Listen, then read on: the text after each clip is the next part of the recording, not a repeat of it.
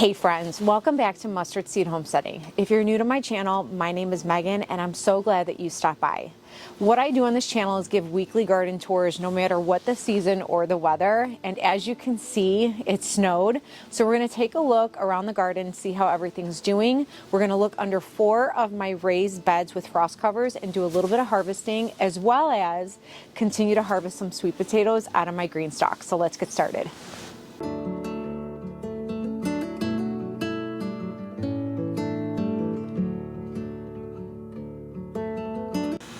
All right, friends, let's go ahead and harvest whatever we find in this tier of sweet potatoes. And hopefully the soil is not frozen. It wasn't super cold when it snowed, and it's not super cold right now, so hopefully it'll be fine. But if you're new, I've decided to harvest sweet potatoes 1 tier a week and kind of use the outside as a refrigerator. I also want to add that I planted these. I know I say this every week for those that do watch me every week or every so often, that I planted these slips really late last summer. So anything I get from these tiers or these GREENSTALKs, I'm very grateful for. And so far, I feel like I've gotten a pretty good amount considering. So let's go ahead and see if we got anything today.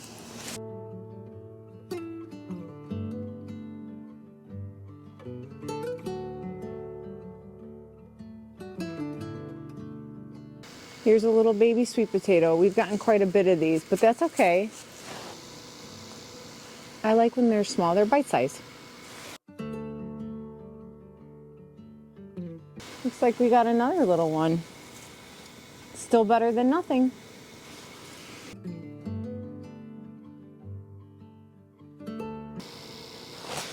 Here we go, we got another one. Good size. It's small, but good size. Look at that. Pretty good, considering, you guys, that I planted them so late. These are pretty good. Every week I'm getting something. All right, friends, let's take a quick peek at what's going on in the driveway. These 2 are my strawberry towers. Not much going on with them, but I cannot wait for those to start blooming come spring, summer. And then my perennial tower is doing pretty decent. I still have to plant something down here. I just don't know what to plant. If you guys have any suggestions, please leave them in the comments below.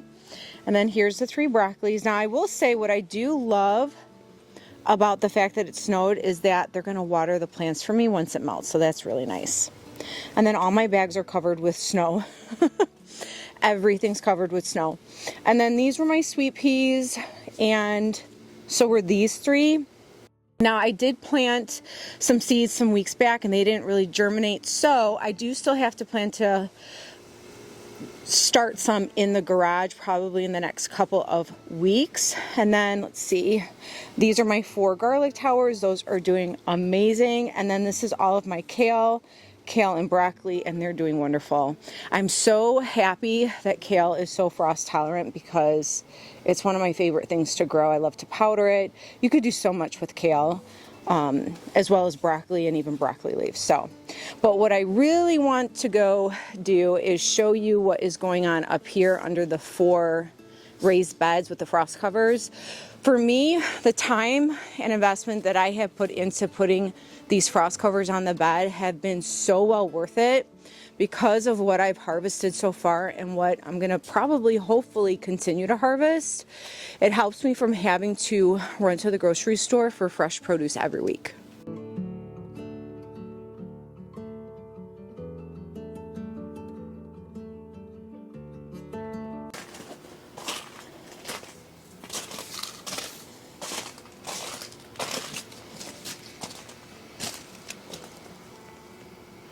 All right, well, I'm gonna start with the first bed here and just kind of talk through what's going on, and then we're gonna get to those 4 beds that I want to show you all. So this is my overwinter pepper bed. Last week I showed a little clip from when I cleaned it to kind of give you an idea of what's going on there, but I'm not gonna open that because I wanna keep it warm. And then these 2 beds right here, there's really not much to show because I did plant that just a couple of weeks ago, so there's not a whole lot going on. And then the sweet peas are just pretty stagnant. They're not really doing much, so I'm not going to really show anything there because there just isn't any peas. Now there are a few blossoms, but when it snowed, some of them kind of got a little, and you can see there's some blossoms right here, but some of them kind of got a little tore up. But we'll see. I'm hoping come, you know, springtime, or if there's a few warm days, that some will, you know, grow a little bit more and maybe get a couple of snap peas. And then this is also the other bed, like I'd mentioned, that's still pretty new. And then this is also my other overwinter pepper bed that I had cleaned up a little while back that I do not want to open because I want to keep the warmth in there as much as possible. But this is what I want to show you all, is the Swiss chard. I have been really enjoying harvesting the Swiss chard. I had just recently put it on some pizza, and you guys, it was delicious. Now I am considering, sorry for the noise, guys, there's just, there's snow and like ice everywhere. But I am considering, when I harvest the Swiss chard, to cut them up in small pieces and freeze dry them so that I can put them in soups or stews or have them ready to saute. I don't know, I'm considering doing that, but let's go ahead and harvest some Swiss chard. All right, friends, let's go ahead and get some Swiss chard here. Everything's looking really good. What I will say that I like from it snowing is that the snow gave some water in here to the plants, which I was needing to water, and I considered watering the day before it snowed, and thankfully I did not. So, and now that everything is melting, it's watering pretty much everything, which is nice.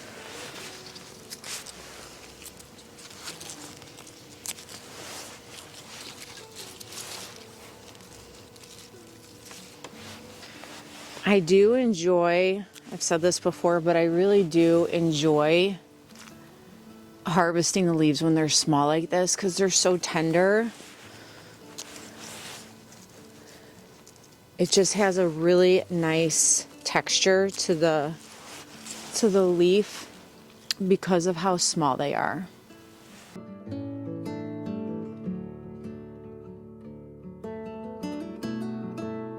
So while I do love the spring, summer, and fall gardens, I have really grown to love the winter garden because while it's still a slower pace, enough for me to have rest, I can still be active in the garden. It's been a perfect balance for me. And I've also really enjoyed the fresh produce every week. Now, I do realize that being in zone 8B helps tremendously with my growing conditions, but if I were still in Illinois, which is where I'm from, I know that it is a much colder zone, and knowing me, if I were still there, I would still be doing the same thing and figuring out ways to grow food, even in the winter, because I am a very determined person.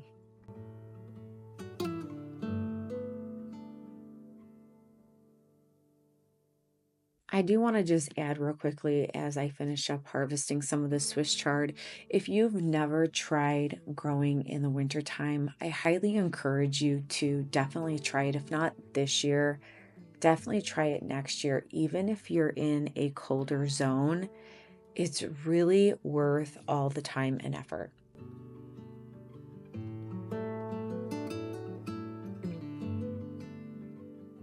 Something I want to show you real quick on the edge.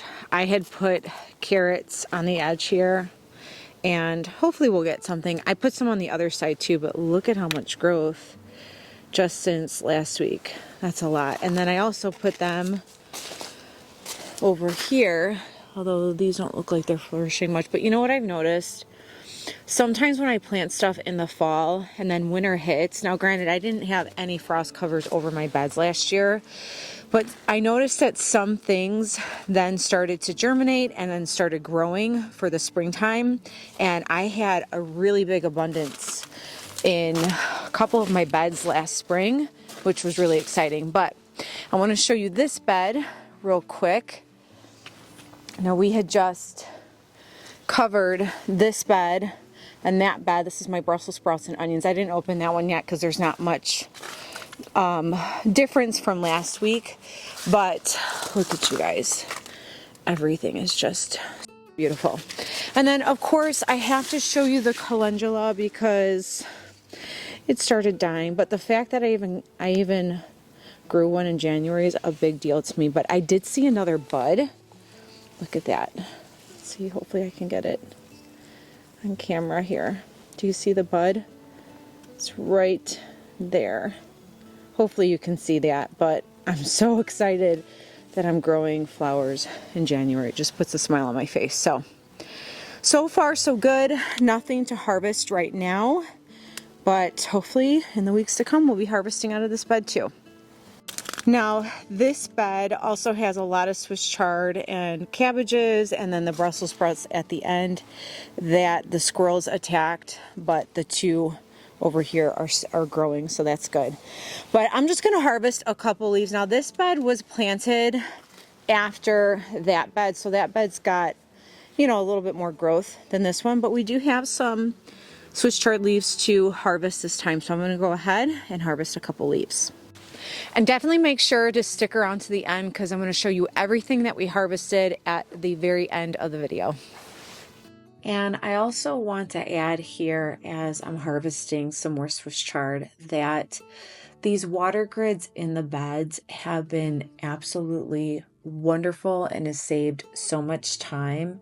And the way I positioned all the hoops and the frost covers allows me to hook up the hose to the water grid without having to take the frost cover off, so that all of the plants get watered.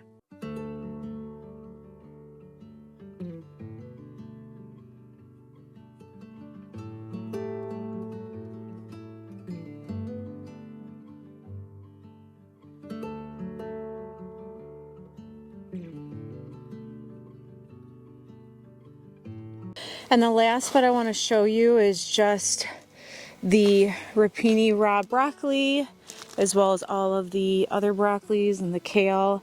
Nothing to harvest. I mean, I could harvest that if I really wanted to, but I'm hoping that I can get them to grow more than just that tiny little bud. Plus it would just pretty much take the whole plant out if I cut the top off, because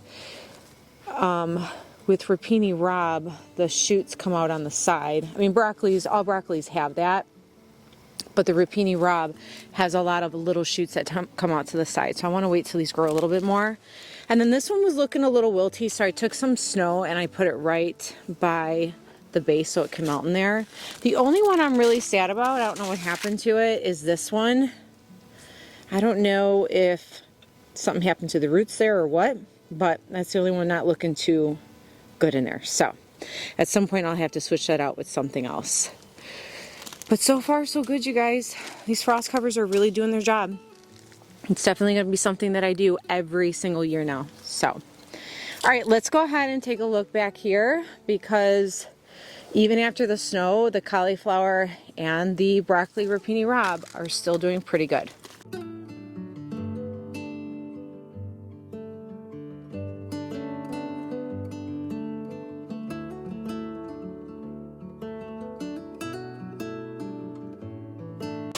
So when it did snow, I did come out and try to uncover some of the plants just so that it wouldn't be overwhelmed with snow on top. And you guys, look at, they're holding strong. Now I will say, we're not having super freezing temperatures, so I know that has to be helping, but the plants are looking good still, like they haven't completely froze or died on me. So hopefully with the snow, like I said, like I did with the bed back there, I put some snow around the roots to give it some water. Hopefully the snow gives it some extra, or gives it some water. Now this one I was quite surprised. I thought for sure this would die, because this is the mullen. I know I was taught the right way to say this and I still butcher it. But anyways, this is a biennial, and so my understanding, I don't think this is frost tolerant, but like I said, we haven't had super freezing temperatures, so hopefully that survives for the coming spring summer season. And then lavender's still staying strong. The dill, not looking the hottest, but that's to be expected with dill, although that piece looks really good right here. So I don't know, you never know with plants. They have, you know, I think they have their own little personalities. But anyways, the Rapini Rob, it's all looking really good. You guys, I'm like really happy. I really am. I'm very happy with everything that's going on here. This one's looking super healthy. This one's looking a little sad, but we'll see. It might pop up. You know, sometimes plants do that. They can be dramatic sometimes, especially broccoli when it doesn't get enough water. It starts to look so wilty and dramatic, and then you give it water and it's like happy again. So I love plants. They're so fun. They really are. So everything's looking really good here, and as always, those are empty because of squirrels, and it's just too cold to plant any new starts right now. So in the bags in the middle, I actually did come over here and check that cabbage that I had shown you guys. This one's growing and I'm really excited about it. So it's still going strong. I uncovered it with from the snow, and that little guy's trying to survive, so we'll see. Hopefully I get some cabbage heads. But when it does warm up, the ones that don't have anything in them, I do plan to put some starts in there. And then the cauliflower down here is still doing pretty good. So it's looking a smidgen sad, but only time will tell. Okay friends, let's see what we got today. Okay, so sweet potatoes are looking a little sad, but again, I'm so excited that I even got anything from the little bit that I had planted so late. But I could saute this with some sausage, some Swiss chard. Oh my goodness, I'm getting so hungry. So not too bad, not too bad. But let's see what else we got. And then you guys look at the Swiss chard. I'm gonna have to seriously bust out the big basket that, if you've seen my other garden tours from the summer and springtime, I'm gonna have to grab that, because look at how overflowing this is with the Swiss chard. You guys, it is so, I'm gonna say it again, it was so worth my time, effort, and the investment in these frost covers to be able to harvest this without having to waste my time, my gas, or drive in this to go to the grocery store. It is so worth it to me. Plus I grew it myself, which makes it even better. So I'm super excited. Well, friends, thanks so much for coming by and walking through the garden with me and harvesting as you do every week. I love having you come along with me and seeing what is going on, especially during the slower seasons like this. I appreciate you all stopping by, and I really look forward to seeing you all next time. And I want you to always remember, friends, I want you to be encouraged, stay encouraged, and always stay inspired. And I'll see you all next time. Bye.